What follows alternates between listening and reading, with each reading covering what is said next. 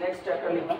एक काम करना ना, 3-4 पेजेस छोड़ देना। ठीक, कभी मूड बन गया तो वो एक्सरसाइज करना, उसके लिए 3-4 पेज छोड़ दो बस खाली, और नहीं उसमें कोई आर्टिकल उसको नहीं करवाना, केवल न्यूमेरिकल करवाने हैं, लोकस वगैरह निकालना है, शर्तों के साथ निकल जाए। इस बार मन नहीं करवाने का।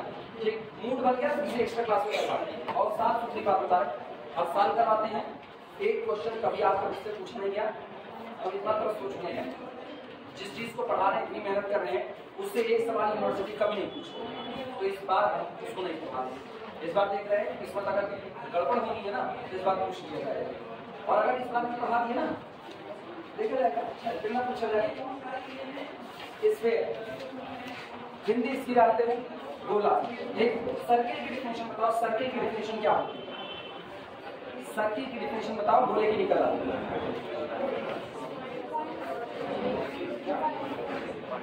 नहीं, सर्किल की डिफिनेशन बताओ। The path traveled by a point from a fixed point. The path traveled by A point from a fixed point. कोई सर्किल की डिफिनेशन बताओ, कोई भी सही बताओ सर्किल की डिफिनेशन। अच्छा, हम पूछना चालू करें तुम लोगों में से। धीरज सबसे पीछे, सर्किल डिफाइन करो, सर्किल क्या होता है?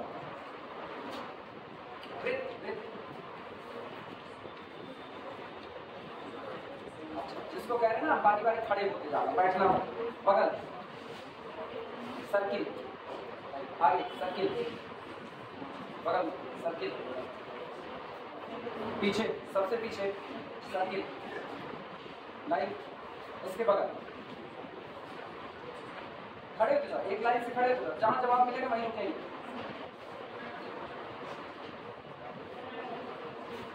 हो गए तुम्हारे पीछे सारे खड़े हो गए, लाठी नहीं आता क्या? फिर से बोलो, फिर से बोलो। अरे कुछ बोल रहे यार, टूटी फूटी लैंग्वेज में बोलो। अपने तो हिंदियों सुनने को तैयार है, अंग्रेजियों सुनने, उर्दू बताओ तो उर्दू सुनेंगे, फारसी बोलो फारसी सुन लेंगे। आपको कौन सा जुबान से होगा? सर्कुलर, तो सर्कुलर क्या होता है? सर्किल की डिफिनेशन के लिए अगर सर्कुलर शब्द का इस्तेमाल कर रहे हो तो सर्कुलर पहले बताओ क्या होता है। सर्कुलर तो बाद में आएगा ना, पहले तो सर्किल का कॉन्सेप्ट आएगा। सर्किल के कॉन्सेप्ट के साथ उसके जैसी चीजें सर्कुलर में आएंगी।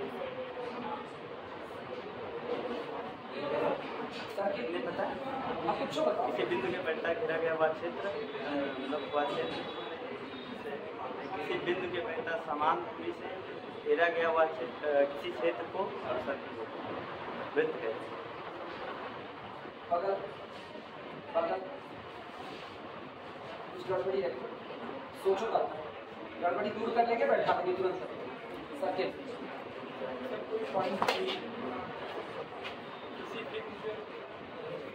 इंद्रसेन, सर्किल अब बस मेन दिक्कत पकड़ रहे हैं भाई, नहीं बगल में सर्किल,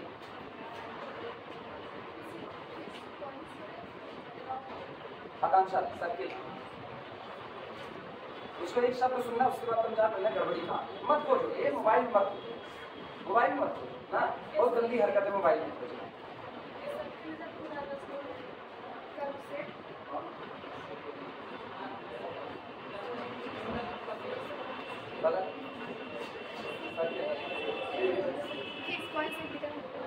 सर्किल पीछे सुना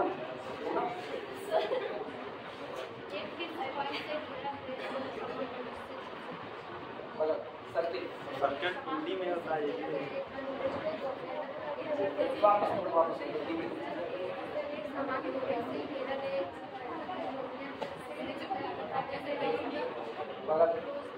बच्चे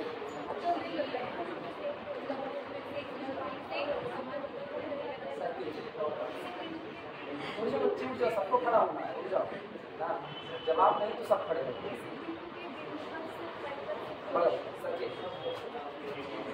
और हमको सुनेंगे, हम मेन चीज पकड़ पा रहे हैं। सर्किल,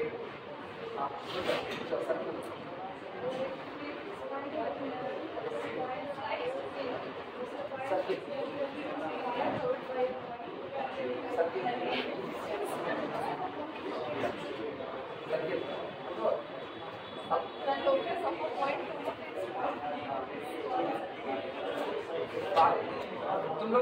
आउट होना, इंटर पास आउट हो। अब एक परसेंटेज पूछेंगे 80 के नीचे तो शायद किसी का होगा, है किसी का? कितना?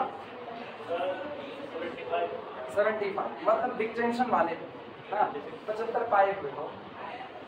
सोचो इस क्लास का मिनिमम परसेंटेज 75 है, इंटर पास आउट। और पता है वीडियो चल रहा, वो बंद नहीं है, मतलब ये क्लिपिंग हम तुम लोगों के घर तक भेज सकते हैं, और हम भेज सकते हैं बिल्कुल, हम शक्ति हैं।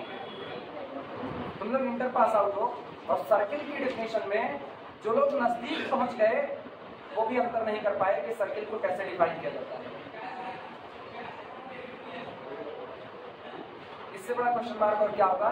इंटर पास आउट हो, सारे लोग 75 के एवं नंबर लेकर के, मिनिमम परसेंटेज 75 है, सारे लोग 75 के ऊपर नंबर लियो, सर्किल डिफाइन करना है। मेरे ख्याल से सर्किल पहला चैप्टर तो होता था बिंदु पथ इंटर का, लोकस, जहां पर आप निकालते थे कुछ शर्तों के साथ।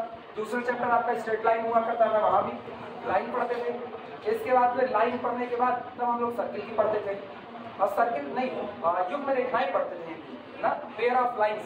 पेयर ऑफ लाइन्स के बाद फिर आता था सर्किल, सर्किल के बाद आपका आता था पैराबोला, पैराबोला के बाद इलिप्स, नहीं सर्किल के बाद इलिप्स, फिर पैराबोला, फिर हाइपरबोला, और लास्ट में थोड़ा सा हिस्सा रिडक्शन का होता था।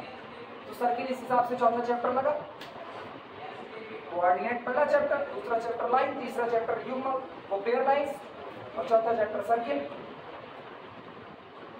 और अभी इंटर पास आउट में बहुत ज्यादा दिन भी नहीं बीता है, बहुत ज्यादा दिन बीते हैं। सर्किल का एक, सर्किल की सही सलामत डेफिनेशन, सही सलामत बात करें ना तो 2 लोग नजदीक पहुंच पाए, 3 लोग नजदीक पहुंच पाए, बस बात। एक वही शुक्ला, एक वही, 3 लोग नजदीक पहुंच पाए, लेकिन तीनों लोग ना एक भयानक गलती मार दी।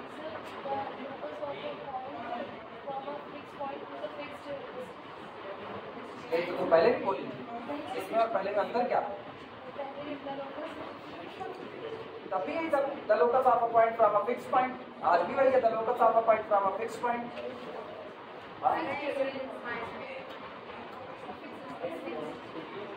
सोचो भैया कितना बड़ा क्वेश्चन मार्क तुम लोग लगा रहे हो। पता है तुम सारे लोग ना, जो लोग नजदीक पहुंचे लोग गलती क्या किए? वो लोग केवल एक बात बोल रहे हैं, the locus of a point from a fixed point, केवल एक बात बोल रहे हैं। कोई ये ही नहीं कह रहा, 2 बातें कोई नहीं कह रहा। एक ये नहीं कह रहा है कि ये दूरी हमेशा कांस्टेंट बनी रहेगी, फिक्स्ड पॉइंट ना, the locus of a point from a fixed point. खाली इतना बोल, रुक जाओ साथी, इधर उधर ना करो ना, गोल गोल बात ना घुमाओ, बात बहुत साफ सुथरी कर रहे हैं, गोल गोल बात ना घुमाओ। 2 चीजें गड़बड़ की हो, 2 में से पहली सुनो, the locus of a fixed point, the locus of a point from a fixed point.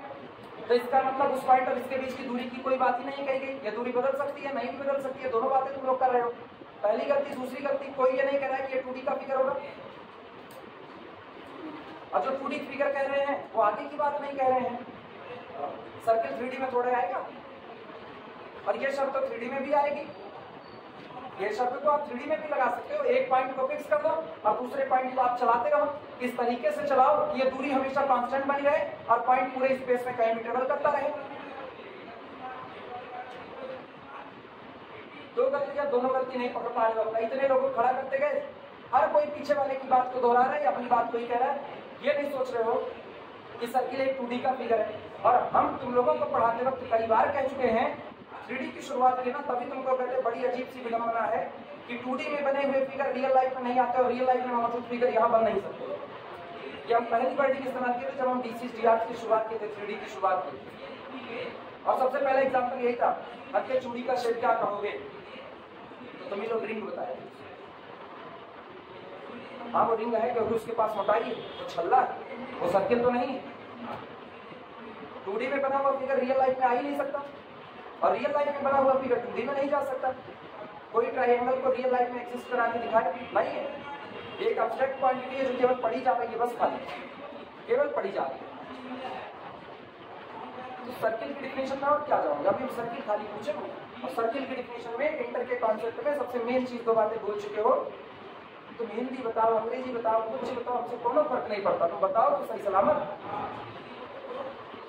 एक पॉइंट का लोकस, लेकिन वो पॉइंट चलेगा किस शर्त से? 2 शर्त से। पहला, वो पॉइंट एक प्लेन में मौजूद हो, पहली शर्त तो यही है, उस पॉइंट को एक प्लेन में रहना होगा। दूसरा, उस पॉइंट की किसी फिक्स्ड पॉइंट से दूरी हमेशा कांस्टेंट बनी रहे और ये दोनों ही पॉइंट सेम प्लेन में मौजूद होने चाहिए, डिफरेंट प्लेन में नहीं। ये दोनों ही कहाँ मौजूद हो? सेम। सर्किल के लिए दो पॉइंट की रिक्वायरमेंट होती है। पहला पॉइंट फिक्स होगा, पहली बात दोनों पॉइंट एक ही प्लेन में होने चाहिए।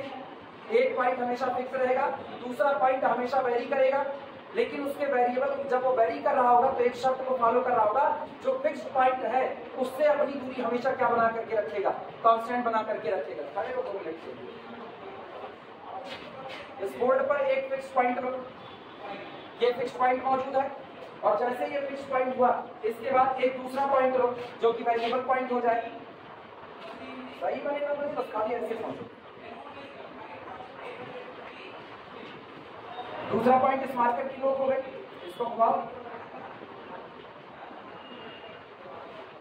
ये दूरियां हमेशा कैसी बनी रहेंगी?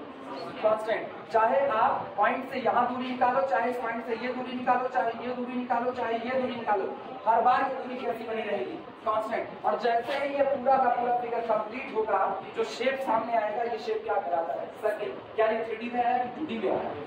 ये 2D का शेप।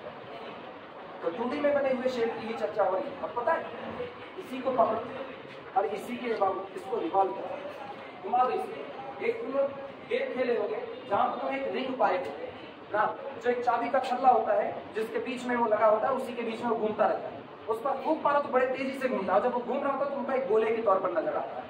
तो इसका मतलब जो बातें 3D 2D में हो रही थी सर्किल बनाने वक्त, वही बातें स्फीयर बनाते वक्त किसमें होंगी? 3D में। 3D में स्फीयर कौन होगा?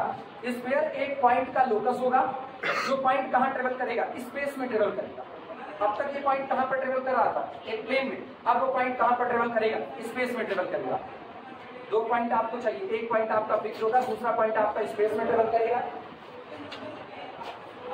और जो दूसरा पॉइंट आप पर ट्रेवल कर रहा है वो एक शर्त को फॉलो करेगा, इस फिक्स्ड पॉइंट से उसकी दूरी हमेशा क्या बनी रहेगी? कांस्टेंट बनेगी। जब उसकी दूरी हमेशा कांस्टेंट बनी रहेगी तो जो शेप बन करके आएगा वो शेप क्या कहलाएगा? समझ में आया?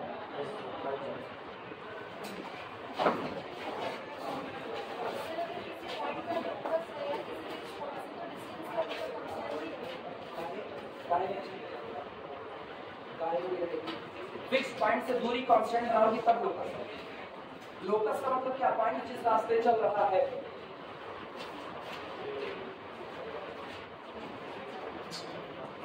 ये एक पॉइंट है, हम इसी पॉइंट को देखते हुए चले। हमने शर्त लगा दी, हम मूव करेंगे इस पॉइंट को देखते हुए, बतियाओ मत, बजट देंगे दोनों लोगों का। ये फिक्स पॉइंट है, हम एक पॉइंट ले लेते हैं और हम शर्त लगाते हैं, हमारे शक्ल हमेशा इसी की तरफ होगी। हमने दूरी पर तो कोई शर्त लगाई नहीं, चलने का रास्ता तो मेरा ये भी हो सकता है। मूव तो हम इसी के अराउंड कर रहे हैं, मूवमेंट मेरा इसी के अराउंड है, लेकिन क्या ये शेप सर्किल होगा? क्यों? क्योंकि यहाँ पर ये दूरी इंक्रीज कर रही है और ये दूरी अभी फिर से इंक्रीज की, लेकिन ये बीच वाली दूरी क्या की? डिक्रीज की है। ये दूरी डिक्रीज की है, ये इंक्रीज कर रही है, फिर डिक्रीजमेंट, फिर इंक्रीजमेंट। क्या दूरी कांस्टेंट रह गई है? नहीं। जब तक ये दूरी कांस्टेंट नहीं हुई तब तक आप ये नहीं कह सकते कि किसी फिक्स्ड पॉइंट के अराउंड आपका मूवमेंट सर्किल बनाएगा। नहीं, एक ही प्लेन में मौजूद किसी फिक्स्ड पॉइंट के अराउंड आपका मूवमेंट जब ऐसा हो कि आपकी उस फिक्स पॉइंट से दूरी कैसी बनी रहे? कांस्टेंट बनी रहे, तब आप जिस शेप को बना रहे हो तो वो शेप आपका क्या होगा? सर्किल। ये बातें एक प्लेन पर होगी और जब यही बातें स्पेस में होंगी तब आप जो फिगर बना रहे हो वो फिगर कैसा रहेगा? स्फीयर का। समझ में आई बात? नोट कर टेंशन नहीं।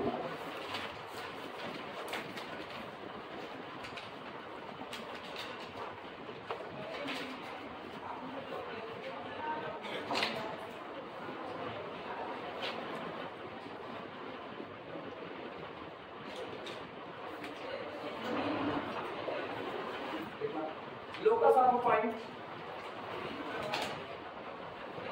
स्फीयर की हेडिंग पढ़िए, देखो हेडिंग पढ़ी स्फीयर। सबसे पहले हेडिंग का स्फीयर, सबसे पहले हेडिंग और लिखना, it is locus of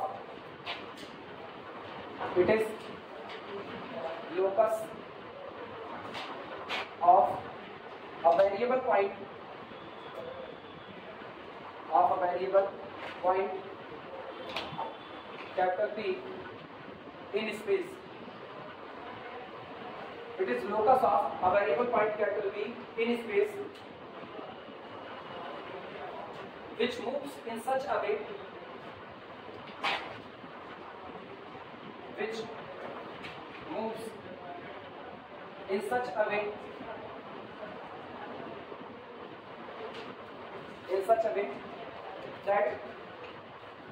that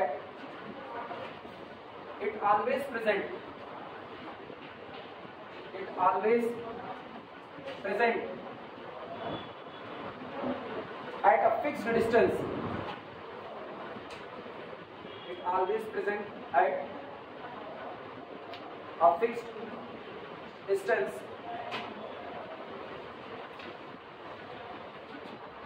It always present at a fixed distance from a fixed point in space.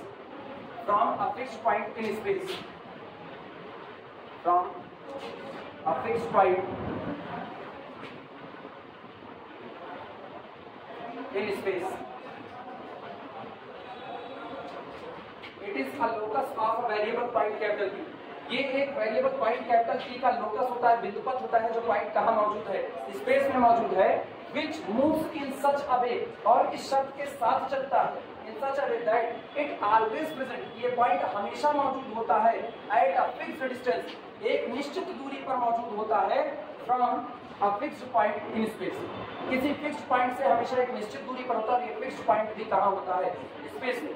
और ये सिचुएशन एक ही बार हो सकती है जब फिक्स्ड पॉइंट बीच में मौजूद हो और पॉइंट उसके अराउंड में क्या कर रहा हो, मूव कर रहा हो।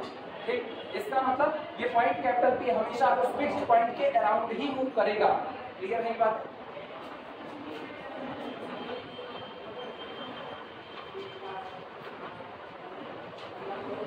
गाड़ी का बहुत शॉर्ट नहीं है, कोई तुमको बहुत ज्यादा भूल नहीं है।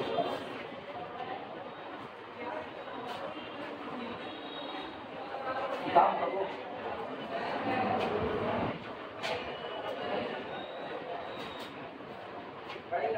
Equation of sphere in center radius form.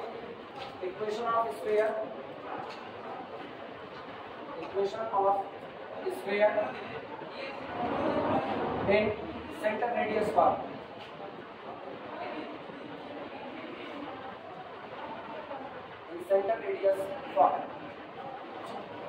Sphere का इक्वेशन सेंटर और रेडियस के form. Equation of sphere in centre radius form.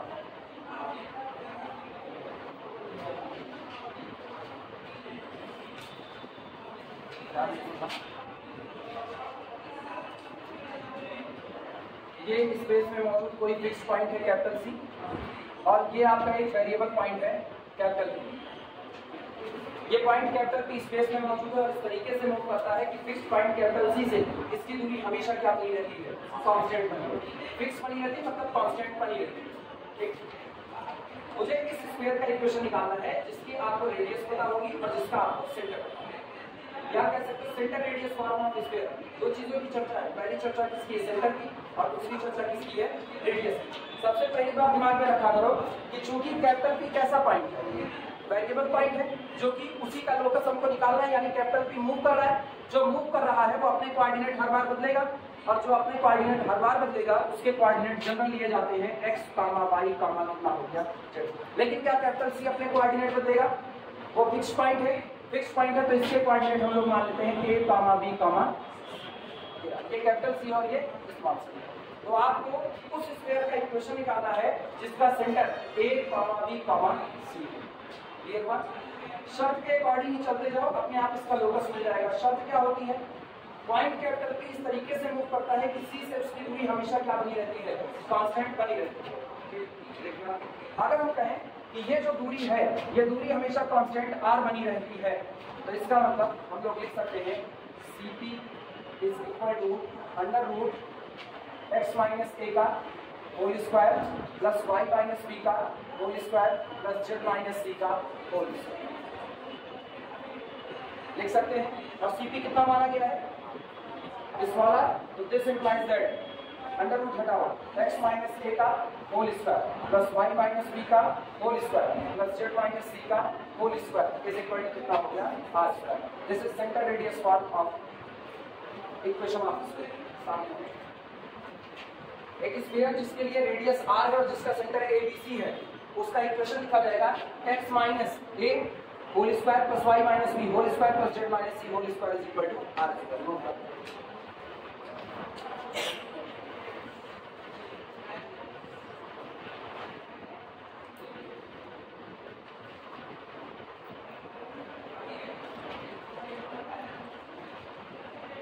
ऐसे भी आप कर सकते हो x माइनस सेंटर का पहला coordinate whole square plus y minus centre का दूसरा वाला कोऑर्डिनेट का हिस्सा whole square plus z minus c।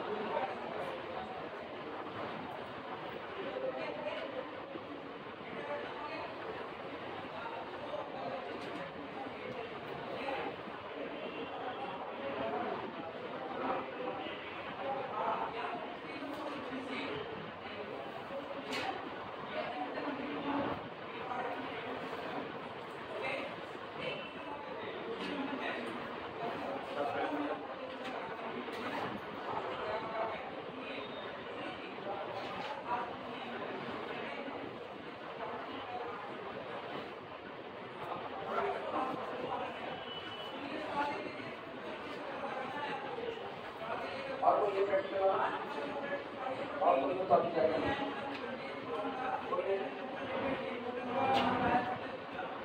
Equation of sphere in general form heading लाओ equation of sphere in general form. ये सेंटर रेडियस फॉर्म, जब आपको सेंटर दिया जाएगा रेडियस दिया जाएगा तब इक्वेशन ऑफ स्फीयर ये सामने लिखा जाएगा। और जब जनरल फॉर्म में होगा तो आपको सेंटर नहीं कुछ शर्तें दी जा सकती हैं कि फिर आपका स्फीयर पर्टिकुलर किसी पॉइंट से गुजर रहा है या ऐसा कुछ।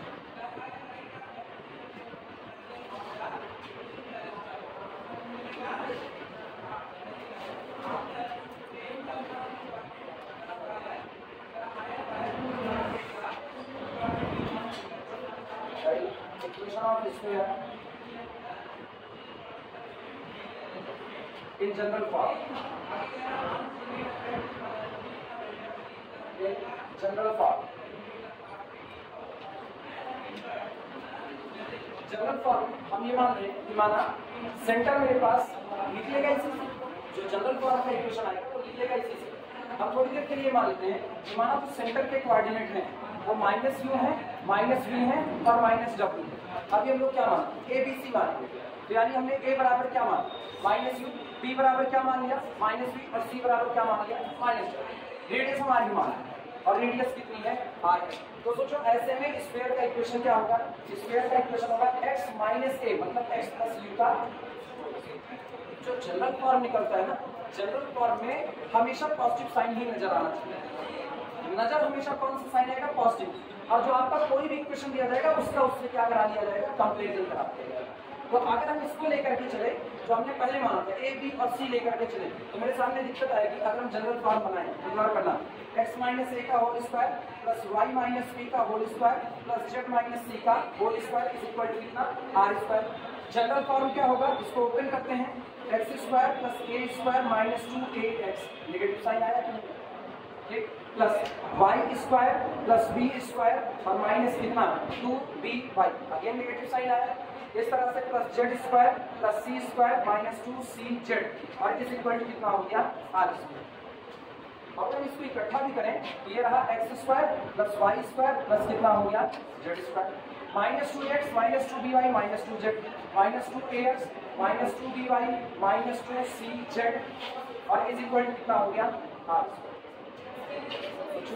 कांस्टेंट फैक्टर छूटेगा a square plus b square plus c square this is equal to r square minus a square plus b square plus कितना। अब जनरल फॉर्म गया, लेकिन इस जनरल फॉर्म में दिक्कत ये है कि जब आप कंपैरिजन कराने जाओगे तो आपको इस साइन का ख्याल रखना पड़ेगा। और साइन का ख्याल हम तब नहीं रखते जब मेरे सामने पॉजिटिव साइन रखा होता है। तो हम लोग क्या कर रहे हैं, हम लोग इस बार सेंटर मान लेते हैं जनरल फॉर्म को निकालने के लिए a is equal to minus c, b is equal to minus b, c is equal to minus डब्ल्यू। तो यहाँ जो ये x माइनस के आएगा ये क्या हो जाएगा x प्लस u, ये हो जाएगा y प्लस b और ये हो जाएगा z प्लस। अब जो निकालोगे उसमें क्या नेगेटिव साइन आएगा।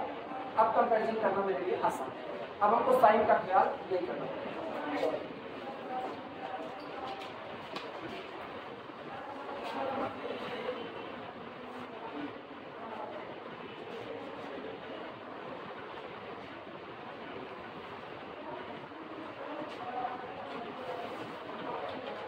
let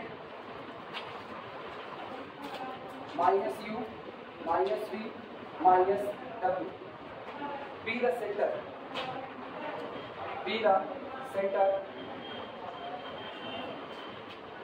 and small r is the radius.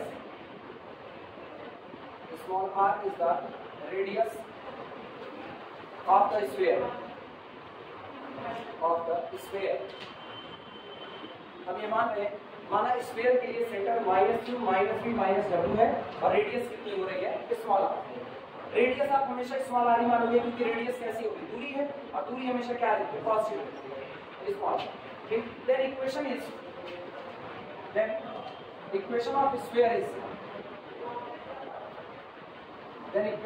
Sphere is वही बात x आगे क्या लिखे x माइनस u का होल स्क्वायर यही होगा प्लस y माइनस v का होल स्क्वायर। याद करो सेंटर a b c तो x माइनस a का square plus y minus b का स्क्वायर और प्लस z माइनस c का स्क्वायर तो प्लस z माइनस c का whole square is equal to कितना हो गया r स्क्वायर। यानी कि ये मेरे पास है, this implies that x plus q का whole square plus y plus v का whole square plus z plus c का whole square is equal to r q भी अच्छा w z plus w whole square यहाँ देंगे।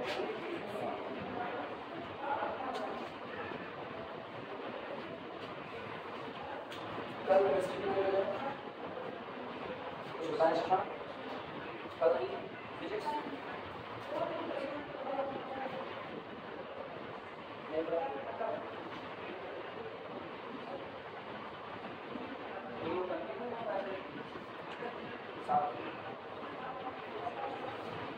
सुबह 7 बजे का टाइम है, अभी बता दें कल 7 बजे से लेकर के 11 साढ़े 11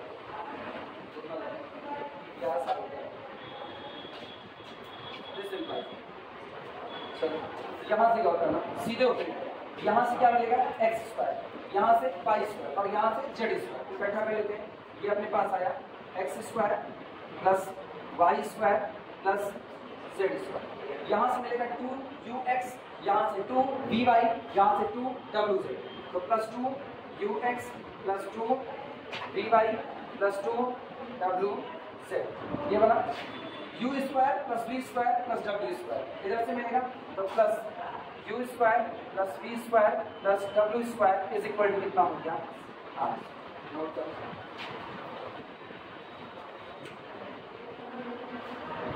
अगर हम उस r स्क्वायर को इधर कर लें, अगर r स्क्वायर को इधर कर लो तो u square plus v square plus w square minus r square हो जाएगा। तो हम लोग इसको ऐसा लिख सकते हैं, दिस इंप्लाइज दैट, अच्छा 2 मिनट रुको, 2 मिनट, इसको क्या ऐसे नहीं लिखा जा सकता, समेशन एक्स स्क्वायर, 3 लोग हैं तो x square plus y square plus कितना z square plus 2ux plus 2vy plus 2wz ये रहा। आर स्क्वायर को इधर करो, u square plus v square plus w square minus r square, u constant है, सेंटर फिक्स रहेगा, v constant है, w constant है, रेडियस फिक्स रहेगी, रेडियस कांस्टेंट, ये पूरा कांस्टेंट है तो इस पूरे को मान लेते हैं plus d is equal to 0 where जहां पर d is equal to u square plus v square plus w square minus कितना हो गया r square. This is general equation of square, यही होता है general equation of square. Note करो,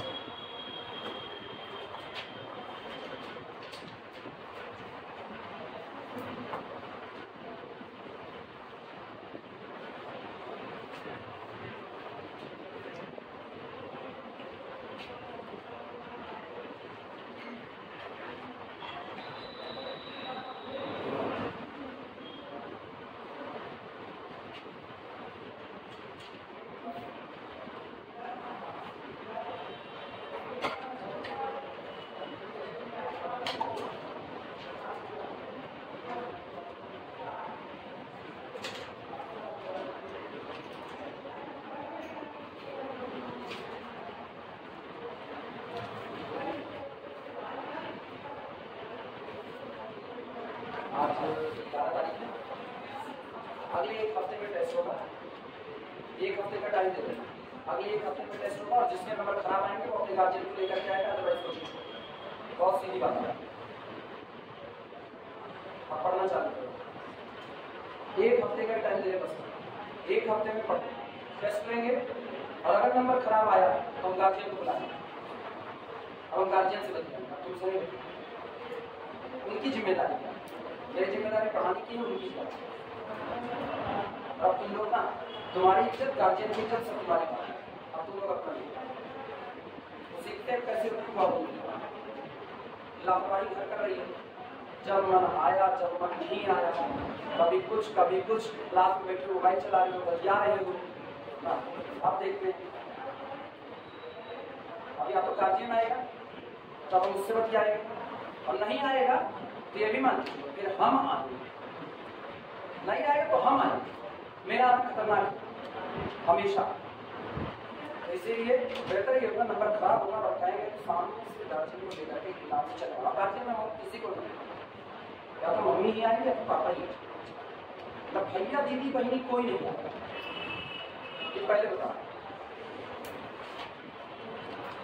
तुम्हारे पास अपनी रास्ता, 1 हफ्ते का मौका है, कोचिंग छोड़ना चाहते छोड़ सकते हो, बिल्कुल स्वागत है उसका।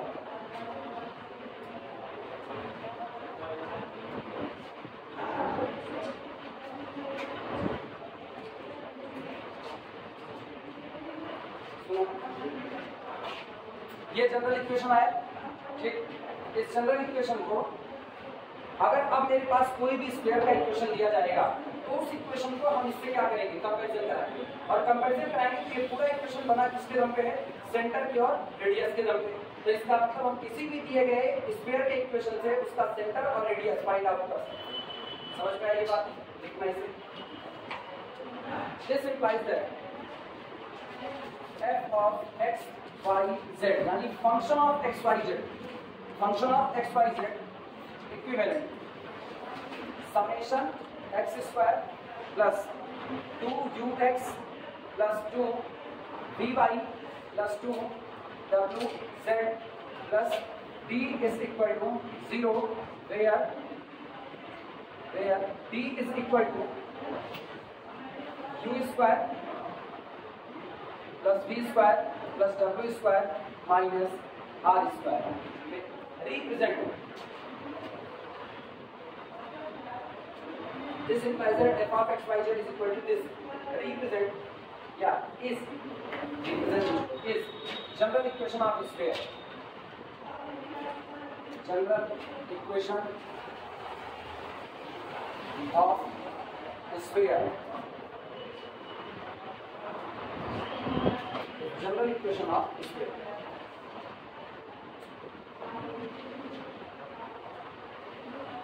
इस इक्वेशन को ध्यान दो और एक चीज कंपेयर करो।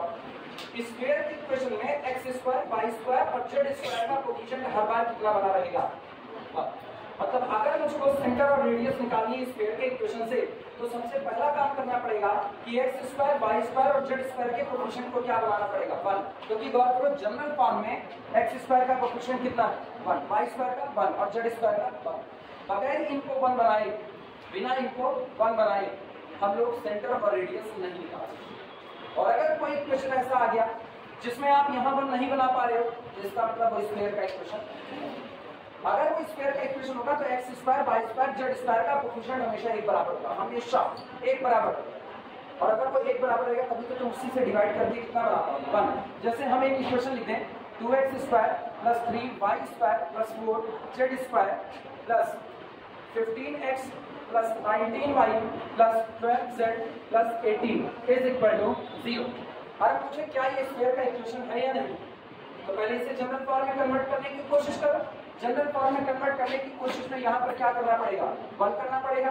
क्या कोई ऐसा नंबर है इनको डिवाइड करने पर सब जगह 1 आ जाए, कोई नहीं है, तो इसका मतलब ये स्क्वायर का इक्वेशन नहीं है। रिडक्शन में पता चलेगा कि ये कौन है, लेकिन ऐसे साफ सुथरा पता चल रहा है ये स्क्वायर का इक्वेशन नहीं हो सकता। क्लियर है। अगर ये स्क्वायर, अच्छा अगर हम इसको ऐसे करते हैं 6 6 और 6, अब ये स्क्वायर का इक्वेशन है, क्योंकि अगर हम इसमें 6 से डिवाइड लगा दें तो अब हर जगह पर कितना बन जाएगा 1, और बाकी u इज इक्वल टू कितना होगा, u इज इक्वल टू 15/12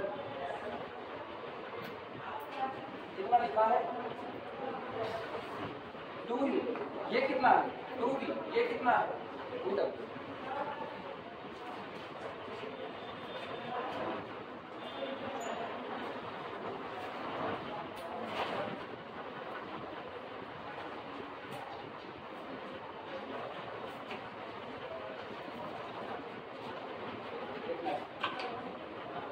और जब आपने इसको बनाया इसका सेंटर क्या था, सेंटर था -u -v -w।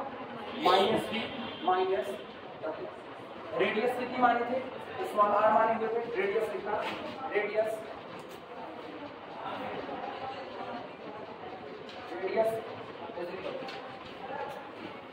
बताओ, रेडियस क्या सोच करके जवाब, रेडियस क्या सोच करके जवाब दीजिए। रेडियस r थी, रेडियस कौन थी, r थी। r कैसे मिलेगा, वहां से मिलेगा, वो सामने देखो d बराबर कौन है, d बराबर u square plus v square plus w square minus कितना r स्क्वायर। तो इसको इधर लाओ, r स्क्वायर बराबर क्या हो गया u square plus v square plus w square और माइनस कितना d। r बराबर क्या होगा अंडर रूट, होना तो चाहिए था प्लस माइनस, लेकिन रेडियस नेगेटिव नहीं होती तो माइनस साइन को ड्रॉप किया था। Under root u square plus v square plus w square minus कितना, ये रेडियस होगी। रेडियस आपकी होगी under root u square plus v square plus w square minus. तो अगर स्क्वायर का इक्वेशन जनरल फॉर्म में दिया गया है तो मेरा पहला काम होगा कंपेयर करके u, v और w, d, चार लोगों की वैल्यू निकालना। 4 की वैल्यू मिल गई तो सेंटर होगा -u -v -w, sign change कर दो और आपकी रेडियस क्या होगी under root u square plus v square plus w square minus कितना d, ये रेडियस निकालना।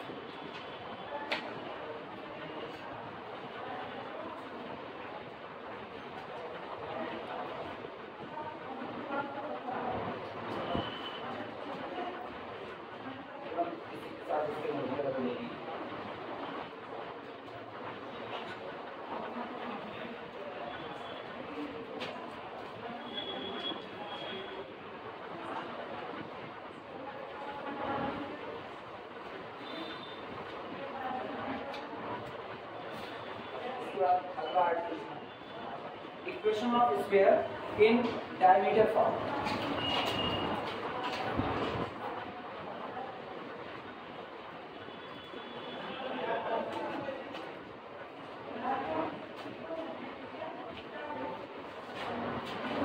Equation of sphere in diameter form.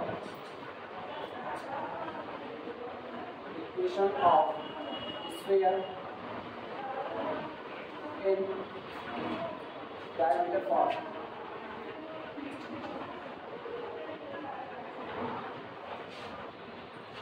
Diameter की हिंदी व्यास, ठीक। अब आपको किसी स्फीयर का व्यास उसका डायमीटर दिया जाएगा। व्यास कौन, सबसे बड़ी जीवा, किसी स्फीयर के अंदर में जो सबसे बड़ी कॉर्ड होती है उसको आप क्या कहते हैं डायमीटर। क्योंकि आपको पता है सबसे बड़ी कॉर्ड जो होगी वो हमेशा कहां से गुजरेगी, सेंटर से होकर के पास। तो सेंटर से होकर के गुजरने वाली लाइन जो सर्किल के दो किनारों को मिलाती है, या सेंटर से होकर के गुजरने वाली लाइन जो स्फीयर के दो किनारों को मिलाती है, वो सर्किल या स्फीयर का क्या कहलाती है डायमीटर। आप चाहे जितनी भी कॉर्ड खींच लो, अगर वो सेंटर से नहीं पास हो रही है तो सेंटर से पास होने वाली जो कॉर्ड होगी उससे हमेशा उनकी लेंथ कैसी बढ़ेगी, छोटी बढ़ेगी। इसमें एक फिगर बनाना, नहीं लिखाएंगे बहुत ज्यादा, उसके बाद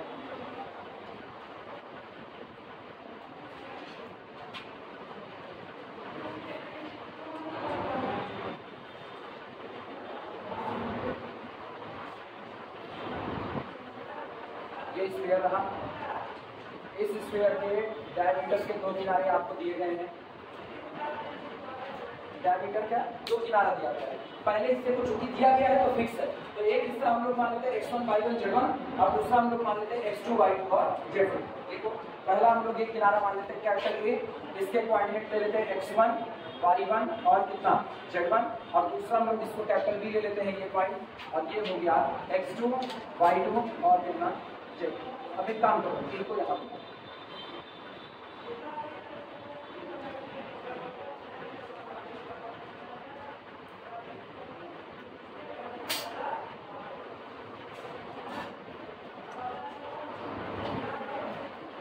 ये एंगल कोई बताएगा कितना होता है, 90 डिग्री। ये एंगल आपका 90 डिग्री पाई बाई 2। और जहां पर ये दोनों पॉइंट आकर के मिल रहे हैं, ये इस पूरे स्फीयर पर मौजूद एक जनरल पॉइंट है, तो इसको हम लोग कैपिटल P कह देते हैं, x y और कितना x y। आर्टिक समझते चलना बहुत आसान है, जिसको निकाल रहे हैं। थ्योरी हम बहुत ज्यादा नहीं रखेंगे कि थ्योरी रख करके दिमाग में बोझ जाता है। एक स्फीयर दिया गया है, उस स्फीयर के डायमीटर के दोनों किनारे आपको दे दिए हैं। डायमीटर के किनारे पॉइंट हो गए, तो एक किनारे आपका दिया गया है x1 y1 z1 और दूसरा पॉइंट आपका दिया गया है x2 y2 और z2।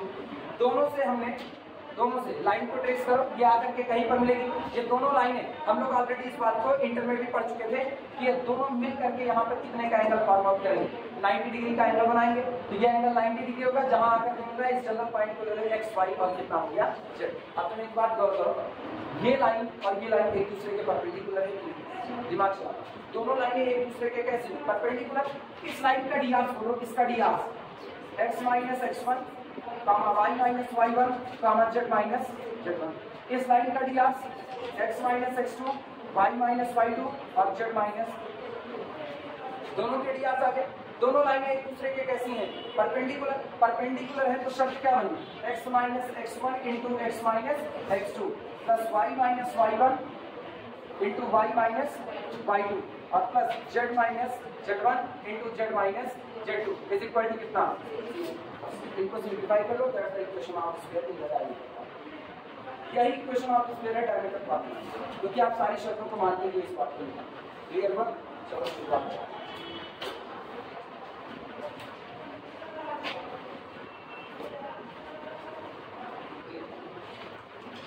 The arcs of line AB, the arcs of AB, x minus x1, y minus y1, z minus z1. The arcs of BP, the arcs of BP, x minus x2, y minus y2, z minus z2. दोनों के D Rs और शर्त apply कर दो। Since angle ABB is equal to 90 degree pi by 2, this implies that, इसका मतलब हुआ AP is perpendicular to BP, line AP perpendicular है line BP and therefore by condition of perpendicularity x minus x1 into y x minus x2 plus y minus y1 into y minus y2 plus z minus z1 into z minus z2 is equal to 0, is equal to 0. लिख करके get which is equation of the sphere, which is equation of sphere, equation of sphere whose ending point of diameter, whose ending point of diameter are, whose ending points of diameter are x1 y1 z1 and x2 y2 z2। एक sphere जिसके diameter के किनारे x1 y1 z1 और x2 y2 z2 है, उस sphere के लिए उस स्फीयर का इक्वेशन ये मौजूद है सामने।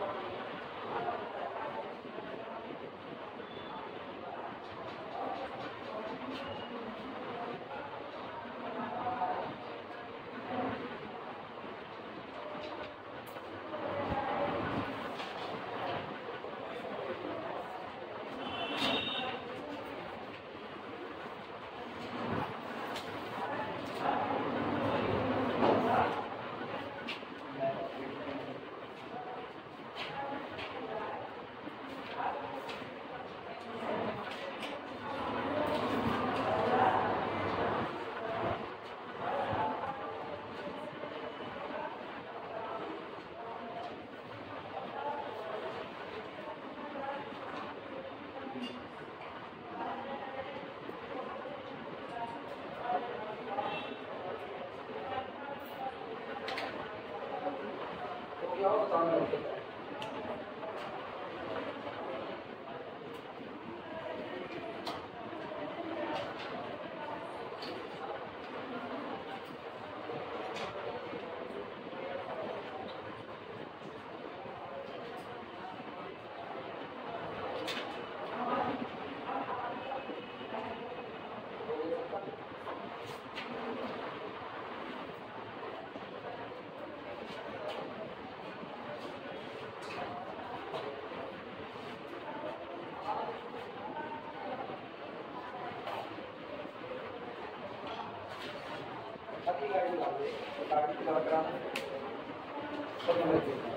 Equation of a sphere through 4 points. Equation of a sphere through 4 points. Equation of a sphere through 4 points. उस स्फीयर का इक्वेशन जो 4 दिए गए पॉइंट से होकर के भी चलता है। जनरल इक्वेशन मान लो स्फीयर का, और उस जनरल स्फीयर को जो आपने जनरल इक्वेशन माना है, अगर कोई स्फीयर 4 दिए गए पॉइंट से गुजरता है तो 4 पॉइंट उसको क्या करेंगे, सेटिस्फाई करेंगे। ठीक, चलो शुरुआत करते हैं। देखना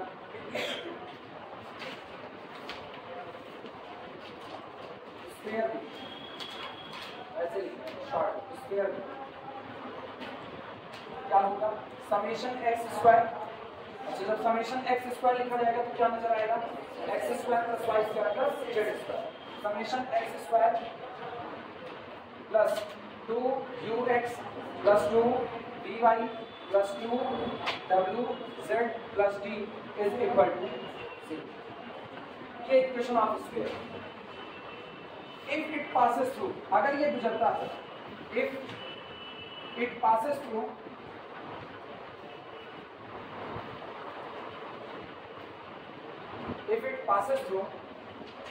x1 y1 z1 x2 y2 z2 x3 y3 z3 x4 y4 z4। मान लिया ये स्क्वायर 4 दिए गए पॉइंट से गुजरता है, 4 पॉइंट सामने लिखे गए x1 y1 z1 x2 y2 z2 x3 y3 z3 और x4 y4 z4। ऑब्वियस सी बात है 4 पॉइंट इसको क्या करेंगे, सेटिस्फाई। बारी बारी 4 पॉइंट इसमें रखो। देन सबसे पहला ये कौन है, x square plus y square plus z square. पहला पॉइंट इसमें रखो x1 square plus y1 square plus z1 square. हम लोग शॉर्ट में केवल और केवल समेशन x1 स्क्वायर लिख सकते हैं कि नहीं, समेशन x1 स्क्वायर। अच्छा, इसको कोई इक्वेशन माने कि नहीं बताइए, इसे इक्वेशन बनवा लो। Equation summation x1 square plus 2u x1 plus 2v y1 plus 2w z1 और प्लस कितना हो गया t is equal to 0। Equation number अभी नहीं बदले, वो कांस्टेंट है।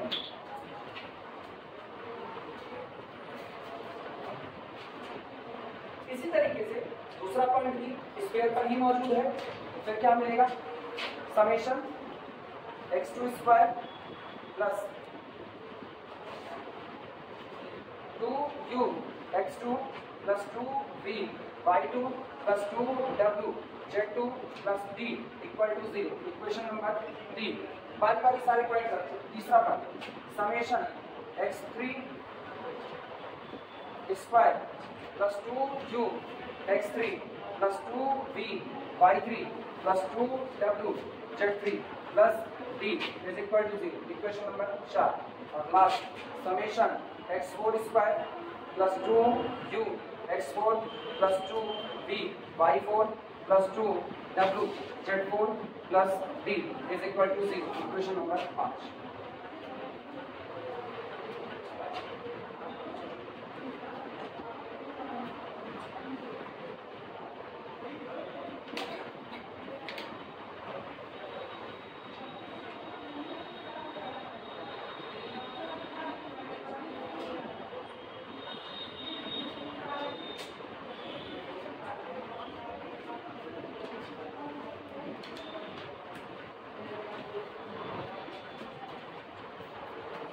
जितने इक्वेशन लिखे गए हैं अगर उसमें अननोन क्वांटिटी हमको मिल जाए, अननोन क्वांटिटी, तो क्या मेरा स्क्वायर का इक्वेशन निकल आएगा?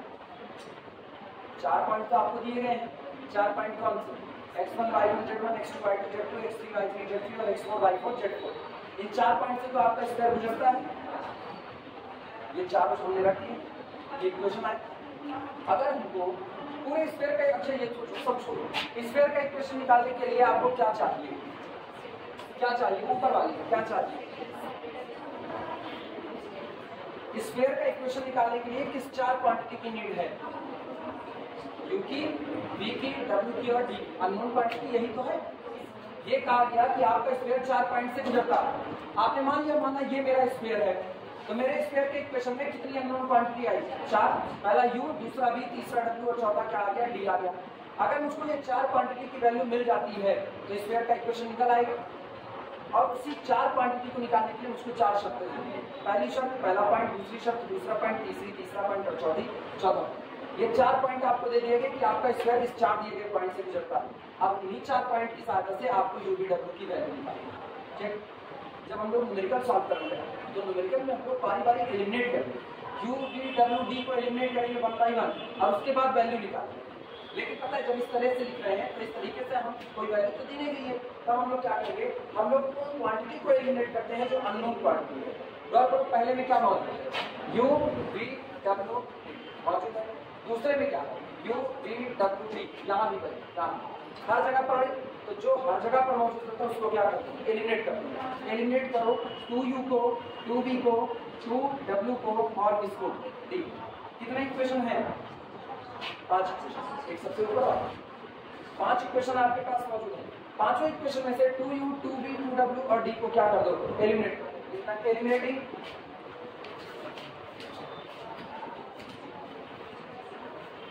eliminating 2U, 2V, 2W and D among all these, इन सभी में से 2U, 2V, 2W और 2D को और D एलिमिनेट करेंगे। एलिमिनेट करो, देखो पहला क्या मिलेगा? पहले से देखना, सबसे ऊपर समेशन x स्क्वायर, उसके नीचे summation x1 square, summation x2 square, summation x3 square, summation x4 square. ये रहा। अगला बोला यहाँ से 2U गायब, x, x1, x2, x3, x4, x, x1, x2, x3 और कितना हो गया? x4। अगला y, y1, y2, y3, y4। ठीक, इसके बाद z, z1, z2, Z3, Z4 और लास्ट D। सब में D है ना? D एलिमिनेट कर दो तो कितना? 1, 1, 1, 1 बराबर कितना? इस 5 क्रॉस 5 के डिटरमिनेंट को सॉल्व कर लो, जो इक्वेशन निकल करके आएगा वही इक्वेशन ऑफ स्क्वायर, जो कि 4 पॉइंट से गुजरता है। सॉल्व कर सकते हैं। रो कॉलम ऑपरेशन लगा के मैक्सिमम 0 कर दो, एक्सपेंड कर लो और एक्सपेंशन करने के बाद जो आए उसमें भी रो कॉलम लगा के फिर एक्सपेंशन कर लो। हाँ, 5 क्रॉस 5 का टूटेगा 4 क्रॉस 4 में, 4 क्रॉस 4 का टूटेगा 3 क्रॉस 3 में, 3 क्रॉस 3 टूटेगा 2 क्रॉस 2 में। उसके बाद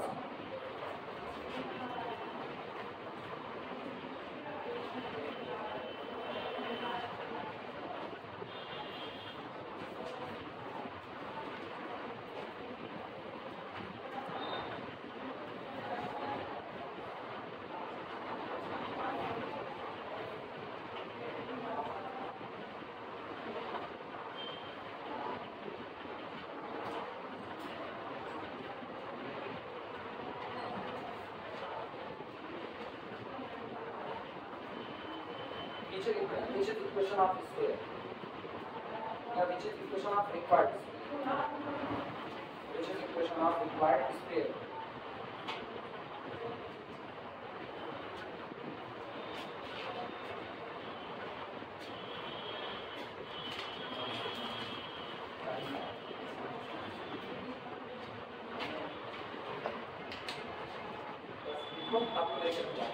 अब पूरी पहली एक्सरसाइज का लेक्चर होगा, उसके बाद फिर आगे आगे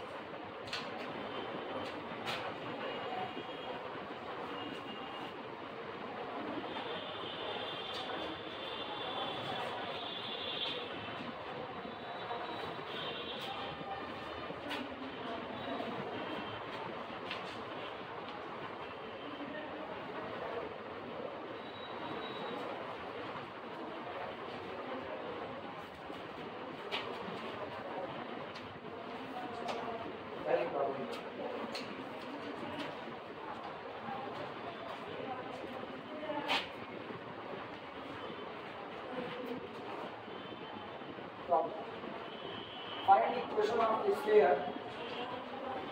Find the equation of the sphere. Find the equation of the sphere whose center is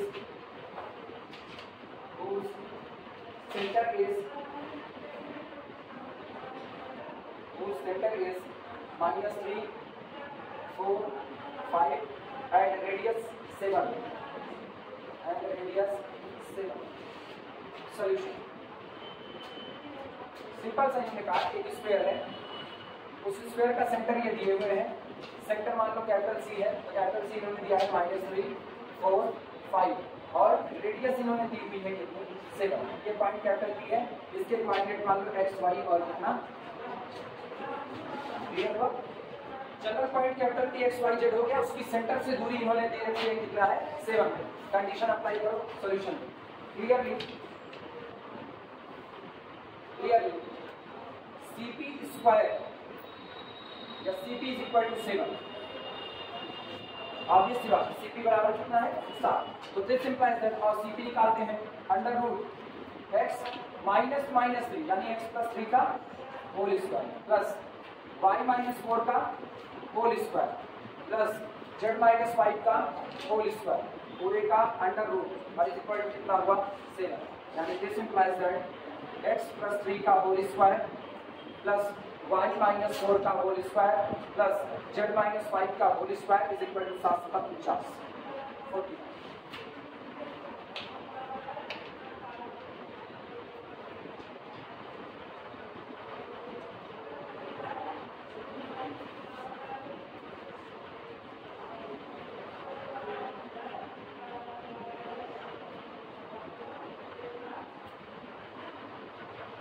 पूरा ब्रैकेट ओपन कर छोड़ना चाहिए, यहाँ छोड़ सकते लेकिन ब्रैकेट ओपन करके फाइनल जनरल फॉर्म। पहले से क्या मिलेगा x स्क्वायर, दूसरे से y स्क्वायर, तीसरे से z स्क्वायर, यहाँ से 2ab 6x, यहाँ से -8y, इधर से -z, यहाँ से 3 3 का 9, 4 4 16 55 25 16 4 20 5 25 25 25 50 16 4 20 5 25 इधर का 25 कितना हो गया 50 50 को उधर लेकर के जाओ तो कितना हुआ 49 और -50 that is equal to -1 answer.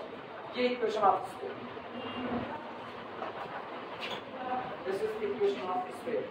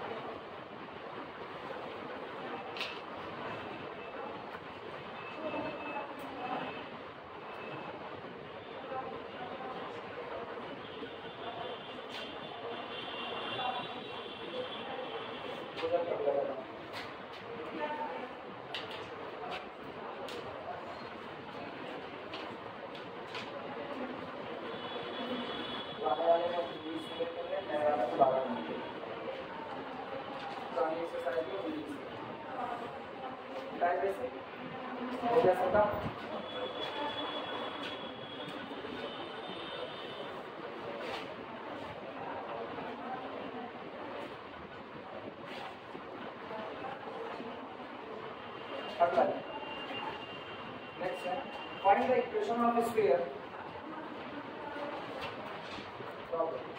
Find the equation.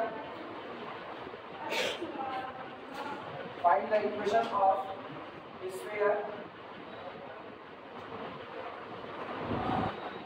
whose center is 2 -3 4. Whose center is 2 -3 4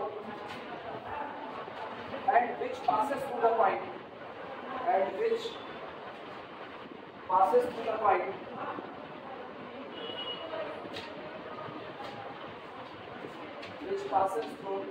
the point which passes through the point 1 2 -1 1 2 -1। एक स्फीयर है जो किसी दिए गए पॉइंट 1, 2, -1 से होकर के गुजरता है।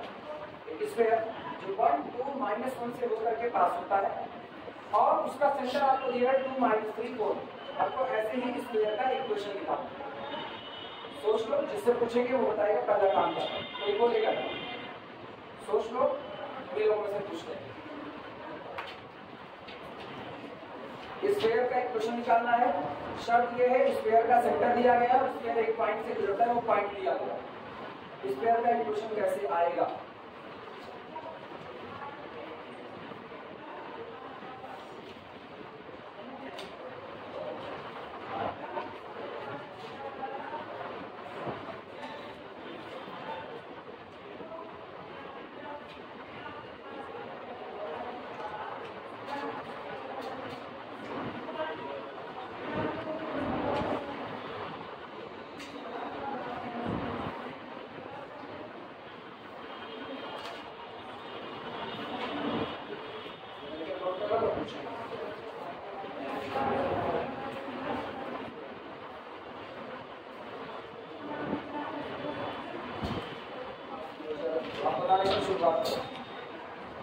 आपको स्फीयर का इक्वेशन चाहिए, स्टेप चाहिए कैसे आएगा।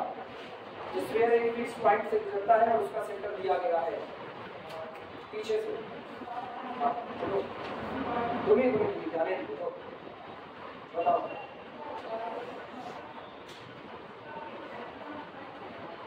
अब या तो तुम पढ़ोगे या कोचिंग छोड़ोगे, दो में से एक चीज। या पढ़ना चालू करो या छुड़वा दो। लापरवाही अब बहुत दिन इग्नोर किए।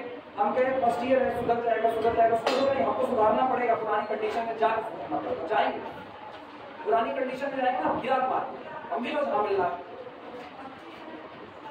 अब सुधारेंगे, हो गया तो मेरे रडार पर आओ। अब तुमको देखते हैं, तुम पढ़ाई तुम्हारा पढ़ाई दिमाग नहीं चल रहा, इधर उधर तुम्हारा दिमाग बहुत चल रहा है। मोबाइल खूब चलाते हो क्लास में। नहीं, ये ना कहो बहुत चलाते ना। हम पुराने रूप में आ रहे हैं भाई, मान कर चलो ज्ञानेंद्र ना, निपट नहीं पाओगे। बहुत शुद्ध भाषा कह रहे हैं। फर्स्ट ईयर में पढ़ने वाले लड़के सोचते हैं रूप से निपट लेंगे। हम इसको पहले बता वो का नहीं है, मोबाइल मत चलाओ। इधर जब तक हम पढ़ा रहे हैं तब तक इधर पढ़ो। नहीं, तुम कॉल नहीं रिसीव करते, तुम मैसेज करते हो, झूठ ना बोलो हमसे। घर वालों से कह दो ना, मोबाइल वहीं पर रख लें, वहीं रख लें घर पर। जिससे बतिया घर पर बतिया, जब तक क्लास में तब तक ना बतियाओ। तब तक बतियाओगे दिक्कत झेल जाओगे मेरे से। जवाब दो इसका।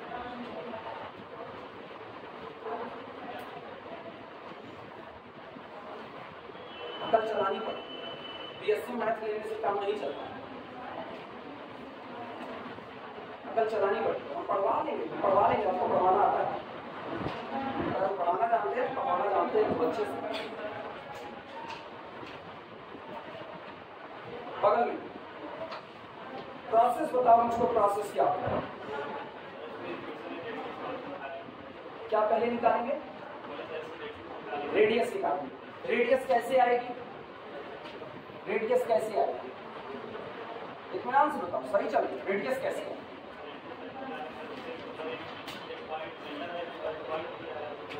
फिगर बनाए लो। सेंटर आपको दिया गया, सेंटर कितना दिया हुआ है? 2, -3, 4 दिया। स्फीयर एक पॉइंट से गुजर रहा है, ये मान लिया पॉइंट जहां से गुजरता है 1, 2, -1, ये हो गया। अब इनके बीच की डिस्टेंस निकाल लेते हैं। जो इनके बीच की डिस्टेंस आएगी वो रेडियस r आ गई। अब मेरे को रेडियस पता है, सेंटर पता है, as like the previous numerical answer. समझे? अकल चलाओ। ये मान के चलो क्या लिखना ना, हमको अकल चलवानी पड़ी ना, बहुत तकलीफ हो जाए, बहुत हो जाएगी। हम कहते हैं जब इस बार ना, लड़के सोचते हैं बस गुरुजी कह रहे हैं, बहुत तकलीफ हो जाएगी। यहाँ हम बिल्कुल हम डायरेक्ट करवे नहीं करते।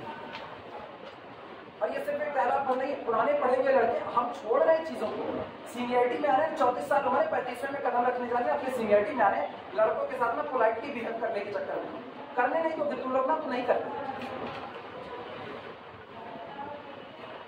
अब पुराने पर आए तो पुराने वाले में तो बहुत तकलीफ है, बहुत तकलीफ।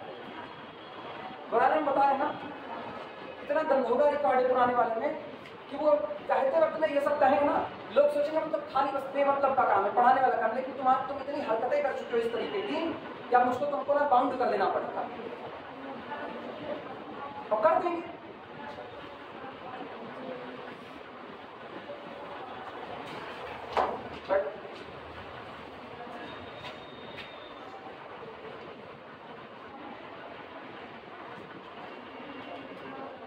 ये मतलब तुम लोग लगाओगे, जगह उतनी छोड़ दो, तरीके देख लो क्या होने वाले हैं।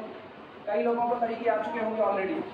सेंटर आपको दिया गया है, सेंटर मेरे पास पता है 2 -3 और कितना 4।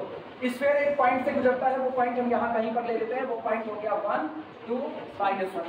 अब मेरे पास 2 पॉइंट ऐसे हैं जो कि दिए गए हैं, इन दोनों पॉइंट को मिलाकर के एक लाइन ट्रेस कर दो। अगर ये सेंटर है तो ऑब्वियस सी बात है ये लाइन ये क्या बन जाएगी, रेडियस बनेगी। और इनके बीच में डिस्टेंस फार्मूला लगा लो, √2 - 1 का होल स्क्वायर प्लस -3 - 2 का होल स्क्वायर प्लस 4 + 1 का होल स्क्वायर। और यहां से तुमको रेडियस r मिल जाएगी। एक बार रेडियस मिल गई तो तुमको सेंटर पता है, तुमको रेडियस पता है। अगर आपका सेंटर a b c हो और रेडियस कितनी हो r, तो स्क्वायर का इक्वेशन होगा x - a का whole square plus y - b का whole square plus z - c का whole square is equal to r। सामने बोलो, जगह छोड़ो, 4 लाइन से ज्यादा नहीं लगेगा, 4 line.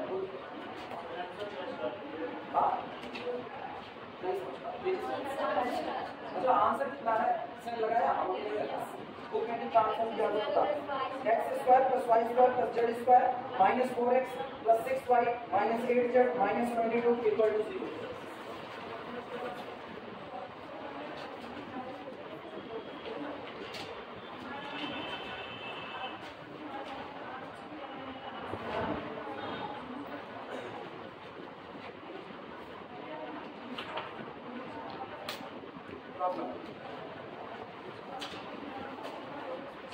Find the center and radius of the sphere. Find the center and the radius of the sphere.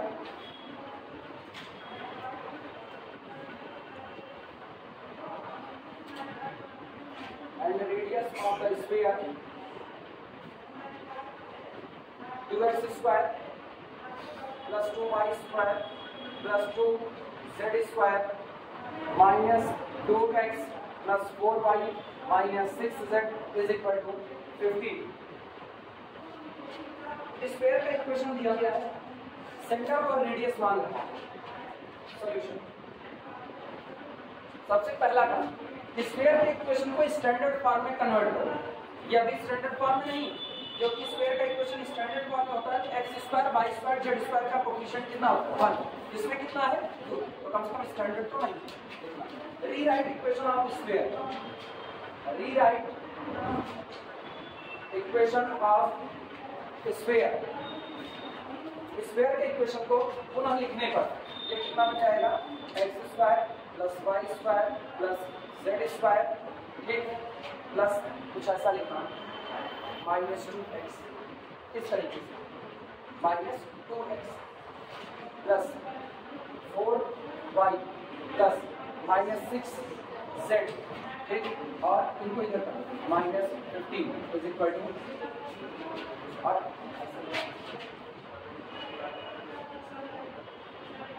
अच्छा 2 से डिवाइड कर रहे थे ना, तो /2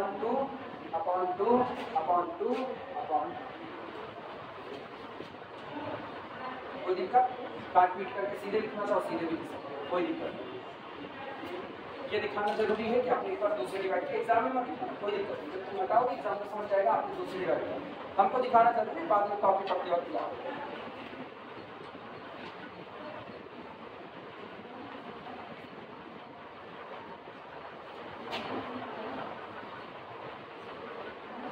अब इसका स्टैंडर्ड फॉर्म से क्या कराएंगे, कंपैरिजन करेंगे,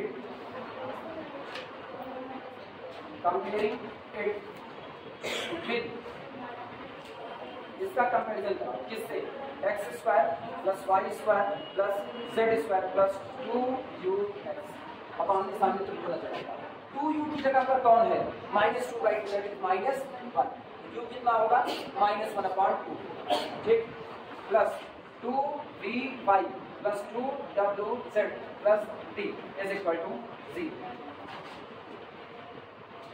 u इज इक्वल टू आओ कंपेयर करो ऐसे ही लिखा करो आमने सामने कंपैरिजन करो अलग से 2u इज इक्वल टू -1 तो u is equal to -1/2 v is equal पहले 2v देखना 2v इज इक्वल टू 2 तो v इज इक्वल टू ये 2 से डिवाइड करके देखो 2w इज इक्वल टू -3 तो w इज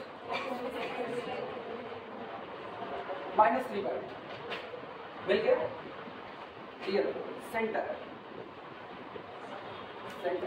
सेंटर होगा -u -v -w कितना था